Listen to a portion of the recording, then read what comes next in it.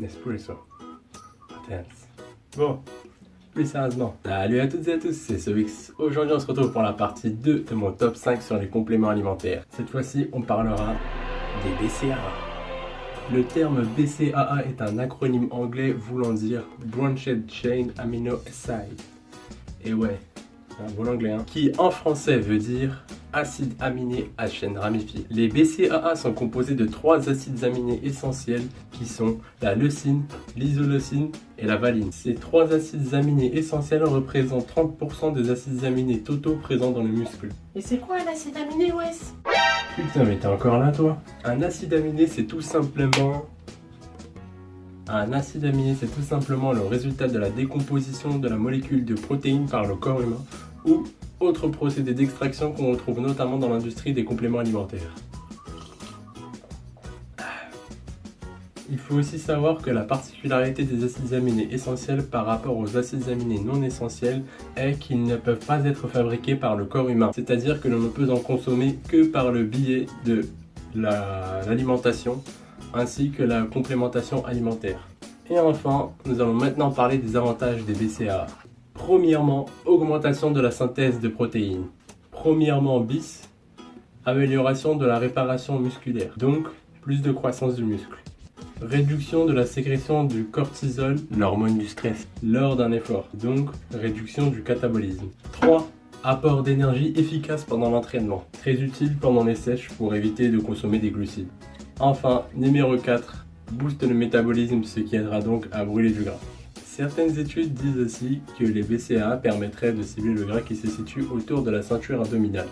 Les doses quotidiennes sont d'environ 5 à 10 grammes en jour on, c'est-à-dire en jour d'entraînement, à placer autour de sa séance de sport ou pendant l'entraînement. Pour ma part, je la consomme pendant l'entraînement pour profiter du gain d'énergie qu'elle procure.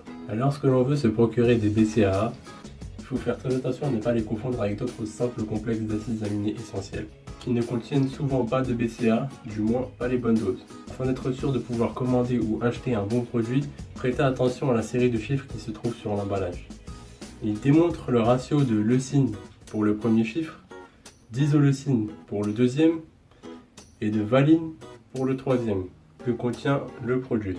Beaucoup de youtubeurs ou de coachs virtuels vous diront que plus le premier chiffre du produit est élevé, plus les BCAA seront de meilleure qualité. Mais cela n'est pas totalement vrai, voire même faux.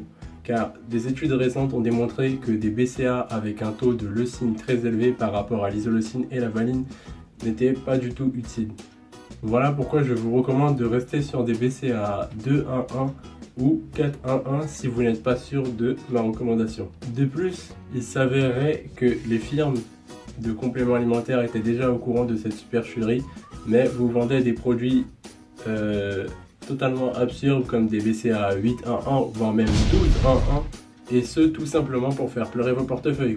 Et veillez bien à ne pas dépasser les 10 grammes de BCAA par prise car ce ne sera que pur gaspillage. Ah oui, au fait, pour ce complément alimentaire, choisissez un bon arôme hein, parce que goût nature c'est vraiment pas top les mecs. Et voilà, c'était tout pour aujourd'hui. Si cette vidéo vous a plu, laissez un pouce bleu en bas de la vidéo. N'hésitez pas à partager, à commenter, à me donner votre avis sur mes idées partagées.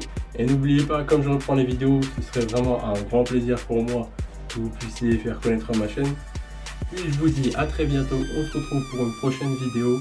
Peut-être pas sur les compléments alimentaires cette fois-ci, parce que j'essaye de varier un petit peu pour pas que vous vous ennuyiez.